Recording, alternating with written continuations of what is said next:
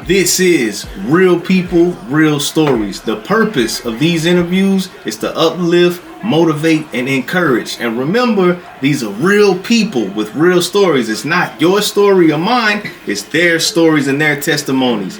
God first and overcome by testimony. Check. I get wins, no days off. I don't stop. No days off. People, if you may not be familiar with Michael or his background, like I said, he was the close friend of LAPD detective Russell Poole, who worked the case of Biggie Smalls. And actually, as I was Tom, brother, how you doing? Everything's good. Yes, sir. Yes, sir. So I definitely address the people. If you want to go ahead and kick things off before we speak about Suge Knight, Russell Poole's work, some of the criticism that he got and addressing and correcting that, Keefe D, Orlando, and Suge Knight, we're going to speak about that. So, Mike, talk to the people. Just give them an introduction. Well, I want to start by talking to you about the homicide investigator's creed. And Russell Poole had this pinned on his desk so that he saw this every single day that he was working cases. And it goes this way. It says, "No greater honor will ever be bestowed upon you as a police officer or a more profound duty imposed on you than when you were entrusted with the investigation of the death of a human being.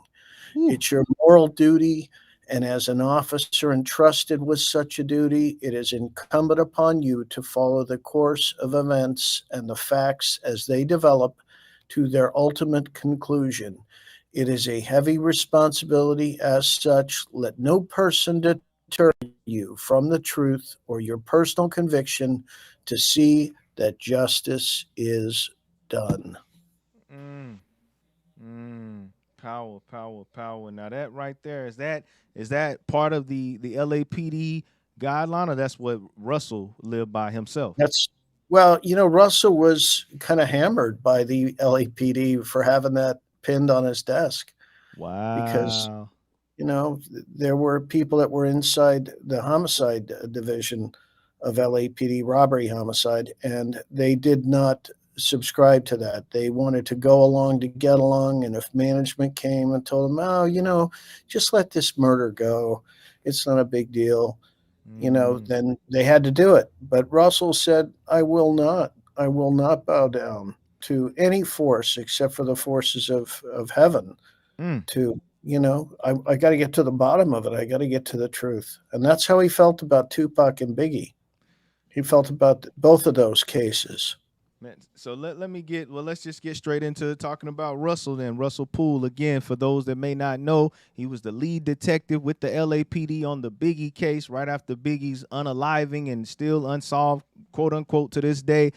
Technically, legally, it's not solved, but a lot of people that dealt on the case, they understand certain truths and certain evidence. And basically, Russell, I was looking at a lot of research, even your work for years and years, exposing the truth on behalf of Russell, interviews with Russell, just his evidence and things I've been doing, but I've been more looking at it now even more, and I've seen some things about some criticism about him. So we're going to address these things right now and get it clear in the open. And just for the people, LR 98.8, Little Rock to you, real people, real stories. This is Michael D. Carlin, who was the close friend of late, great Russell Poole, the LAPD detective on the Biggie case, and then he started connecting that with Tupac, got to the bottom of it, basically, connected with Biggie's mom, rest in peace to her, Miss Valletta Wallace, who just passed, and he was working with her, even she had sued the LAPD, and a lot of things came from that. So we're going to be giving the truth to that tonight on behalf of Mr. Michael D. Carlin. So some of the criticism and things I even seen, I know you got to be aware of this, but a document, I seen a channel, I think it's called the Murder Rap, and it says it's from the directors of the Murder Rap, which is Mr. Dorothy, yeah. Michael Doherty. Yeah. But nonetheless, some things that he showed was these resignation papers. So I know about Russell's resignation from the force and the reasons behind that. But on there, it showed the documents, and it had things such as like stress, family issues, and then it also said that the higher ups did not handle certain investigations correctly, and he filed this with the lieutenants and everybody, but they seemed to deny it. that they did handle things properly. So, Mr. Michael D, I want you to spread some truth about this. Why did he resign? Is this true? What happened with certain cases? What was the stress or personal? Was that the reason? Let's tell the truth on Russell Poole.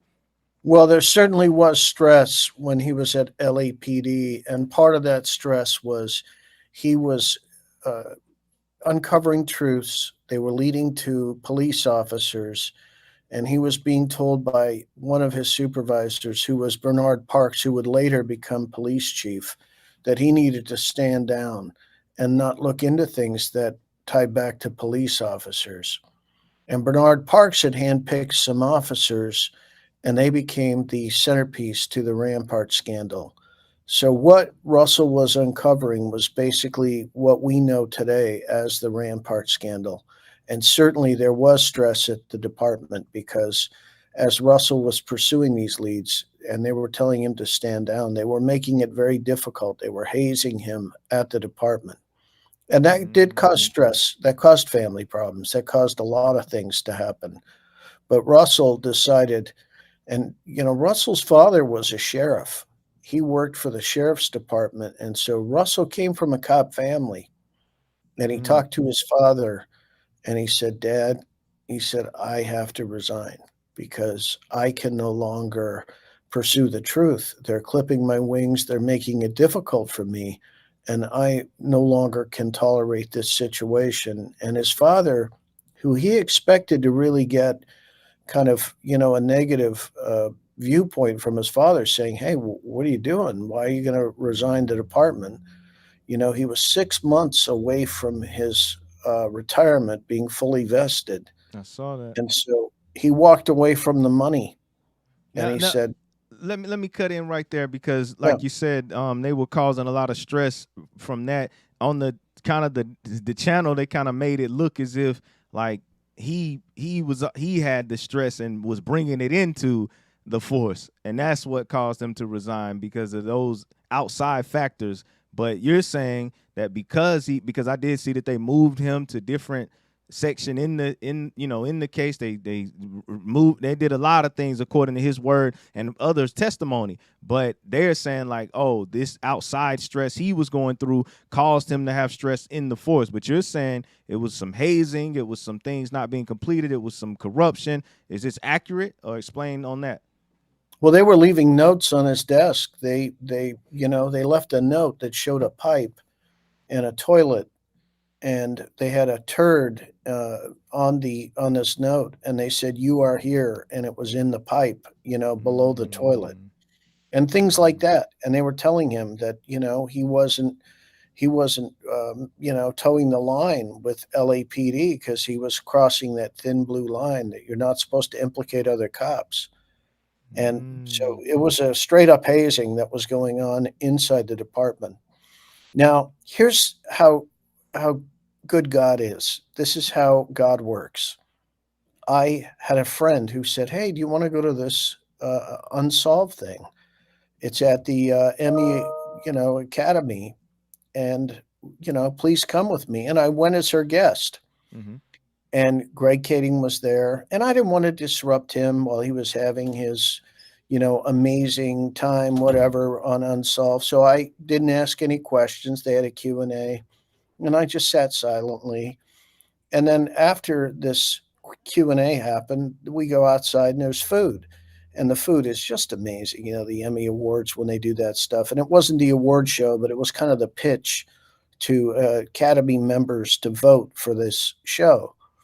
And so I go outside and I sit with her, and I'm just sitting minding my own business. And the man who played Russell Poole comes and sits right next to me, a guy named Josh Duhamel. Oh, wow. And when he sits next to me, he's telling me about how he played Russell Poole and I should really watch the show. And I told him I hadn't watched the show. And he said, well, I really wish you'd watch it and see what we did. He maybe thinks I'm a voting member or something. And I sit there and I listen to him, and he's telling me about Russell Poole and how he's a raging alcoholic. And, he was unhinged at the end of his life and fallen in with the wrong people. And, I just let him go on and on and on. And so after about 30 minutes of listening to him, I said, "Well, you obviously didn't know Russell." And Mm. he's like shocked. He says, "What? You knew Russell?" Whew. And I said, "Yeah, I knew Russell." I said, the people that you said he fell in with at the end of his life," I said, "that's me you're talking about." Wow. And I said, "You think I'm some kind of deranged guy or whatever, but I'm not. I'm just a normal guy." I said, "I'm a writer." And Mhm. he said, "Well, I didn't mean to offend you. I didn't mean to offend you." I said, "Listen to me. You portrayed Russell as a unhinged, deranged alcoholic." And I said, "Nothing could be further from the truth." I said, "I was with Russell. I would go out and have a few beers with him, but nothing like what you're saying. I never saw alcoholic. I never saw anything but a relentless pursuit for the truth. And so, maybe you should be careful who you sit next to and who you want to spew this stuff on." And I said, "I know you're just an actor. You just read the script and you did the best for whatever that writer was doing. But you did not portray Russell Poole. You portrayed somebody else." And then I sat about 50 feet away from Greg Kading for about 2 hours. Mm. And Greg Kading just watched me. A security guy came over after and was standing about 50 feet away from me, kind of kitty corner, and just watching me like I was going to do something, which I wasn't there to do anything. I just sat there and I was respectful and nice. But Greg Kading never approached me. He just kept staring at me. And, there was no reason for us to engage. We'd already had our debate, which, if any of you want to hear that debate, it's on YouTube. And that was, a radio show that I was on where I get blindsided by Greg Kading. Wow. And, it's a debate that goes on. And he's telling me about how he's got to protect Reggie and Sharitha and the other people that are listed in the confession letter because they're his friends and he represents them. And, an investigation should have happened. And that's what we wanted to have happen with LAPD. And then when that didn't work out with LAPD, then we wanted it to happen with the sheriffs. And then Mm. Russell ends up going to a meeting with the sheriffs and dying in the meeting at sheriff's Jesus. headquarters. Jesus, Jesus. So let's just go from right there because I it's so much, and I know we're gonna have to bring this back as well, even next week. But with Russell as well, just to kind of give a couple of sentences on to summarize why again, why did they not want him to get to the bottom of the assignment, his Biggie case that they put him on to? Obviously, they knew the type of officer, the type of man he was beforehand. I know you said he worked on hundreds and hundreds of cases. So Yeah. why did they impede or why did they stop him? And then with Greg Kading, I heard that they put him on to the case, right? So Yeah. just Yeah, explain. they put him on the case, but 10 years after Russell was on the case. And so it wasn't like he had fresh, new information. And by then, the case files had all been purged. And Greg Kading actually wasn't able to look into any of the Wallace civil trial documents. He was Mm. he was specifically, forbidden from looking into the case from that aspect. So he was, trying to pin it on Poochie, and that was Yeah. kind of what he was doing, and wanted to pin it on Suge Knight and Poochie. And once Russell realized that Suge Knight could never be convicted for either one of these murders, and the reason Suge Knight could never be convicted for Tupac's murder is he was sitting next to Tupac in the car. Yep. And all the clues led back to Death Row Records for sure. But Mm-hmm. Russell couldn't understand that there was a difference between Suge Knight and Death Row Records. And when he realized that there was a faction inside of Death Row that was trying to kill Suge Knight that night, Mm. he realized the whole game had changed. He realized that Suge wasn't behind the Tupac murder. And then when Biggie was murdered, well, Suge had been in jail at LA County Jail since October. And we Mm. actually interviewed somebody who was in jail with Suge Knight at the time in LA County Jail.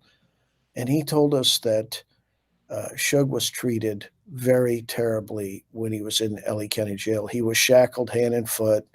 we were talking about how maybe this hit had happened with a cell phone, and they laughed about it. They were like, there's no way he could have even gotten a cell phone up to his ear the way he was treated when he was in L.A. County jail. And cell Mm. phones were different back then.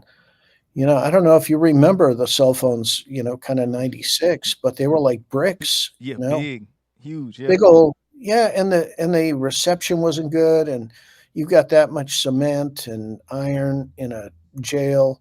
They just weren't going to get good reception back then. So it would be impossible to get a conviction on Suge Knight for the Biggie murder, even if you found out that prior to him going to jail, he had once like solicited or said to somebody, "Hey, good idea. Why don't you try and kill Biggie?" Well, Mm. that's months and months before, if that even happened. And there's no real evidence that it did happen. I mean, we're hearing, of course, from people like Mario Hammonds that, Big Reg was behind the murder, and Mm.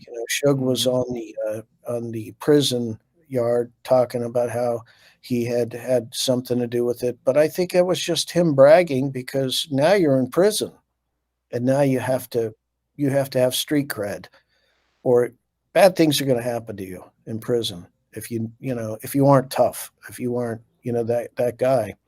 So taking credit for something he didn't do is not.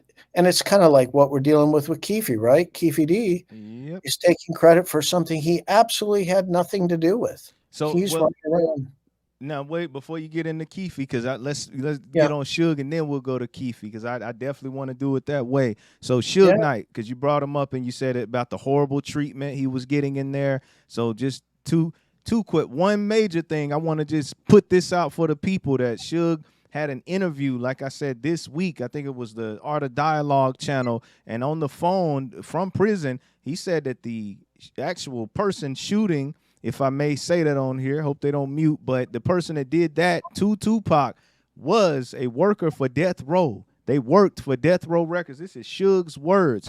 And I don't think he's ever said that before. He may have or may not. But like you said, all these accusations floating around with certain names. But Suge said himself he saw the person that was in the other car or people, and he said it was not Keefe, not Orlando, and he said that they worked for Death Row Records. So how does this go into what Russell Poole had even said? How does this go into his discoveries and everything? And what do you think about this, Mike? So once we started once Russell, especially Russell, started understanding that Suge Knight could not be convicted of these murders, he had a different take on this, and he wanted to apologize because in the movie Biggie and Tupac, Russell had said that Suge was behind these murders, and he said Mm-hmm. it very publicly. And now he felt like he needed to apologize to Suge Knight, so he had me reach out to Suge's attorneys. And so I sent over a letter that I had sent to Police Chief Charlie Beck and Tupac murder facts, 45 Tupac murder facts. I sent over a copy of the confession letter. Mm. And Tom Mesereau was a friend of mine in Century City. And so I'd reached out to him, and he had gone into jail and read all of this to Suge Knight and confirmed that it was true. And so Mm. now we're this many years later. Russell's been dead almost 10 years now. And Yes. now it's finally bubbling up what was already confirmed 10 years ago.